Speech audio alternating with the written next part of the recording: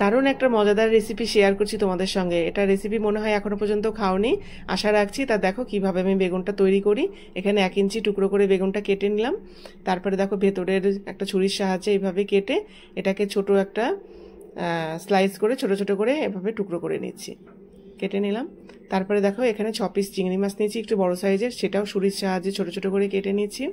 তারপরে দেখো একটা বাটিতে ধনেপাতা, পেঁয়াজ কুচি আর মিক্সার গ্রাইন্ডে কটা রসুন, কাঁচা লঙ্কা আর যে বেগুন টুকরো করেছিলাম সেটা একটু দেখো একটু গোটা গোটা করে আমি মিক্সচারে একটু ঘুরিয়ে নিলাম। তারপরে চিংড়ি মাছটাও দিয়ে দিলাম, হলুদ গুঁড়ো, একটু পরিমাণ মতো লবণ, লঙ্কার গুঁড়ো, একটু জিরে, গোটা জিরে, জিরের গুঁড়ো দিয়েছি আর ধনের গুঁড়ো দিয়েছি। দিয়ে তারপরে একটু দেখো এই বেগুনটা লবণ হলুদ দিয়ে মাখিয়ে নিলাম, যেরকম বেগুন ভাজা করে ব্যাস ওরকমই। তারপরে ফ্রাই প্যানে তেল দিয়ে সর্ষে তেলে রান্নাটা হবে। তারপরে যে একটা ব্যাটার রেডি করেছিলাম সেটা দেখো পুরটা আমি বেগুনের মাঝখানে এইভাবে ভরে দিলাম দেখো। তারপরে এটা বেশ আস্তে আস্তে সুন্দর করে এপিট এপিট করে ভেজে তুলে নিলেই রেডি হয়ে গেল সুন্দর চিংড়ি মাছের পুর ভরা বেগুন ভাজা আর কি। চিংড়ি মাছ দিয়ে দেখো খুব সুন্দর একটা রেসিপি। এটা কিন্তু ভীষণ ভালো লাগবে গরম ভাতে, একদম এই দিয়েই ভাত খাওয়া হয়ে যাবে, আর কিচ্ছু লাগবে না।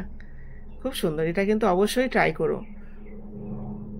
কেমন লাগলো ভিডিওটা? ভালো লাগলে একটু লাইক কমেন্ট করো। Thank you.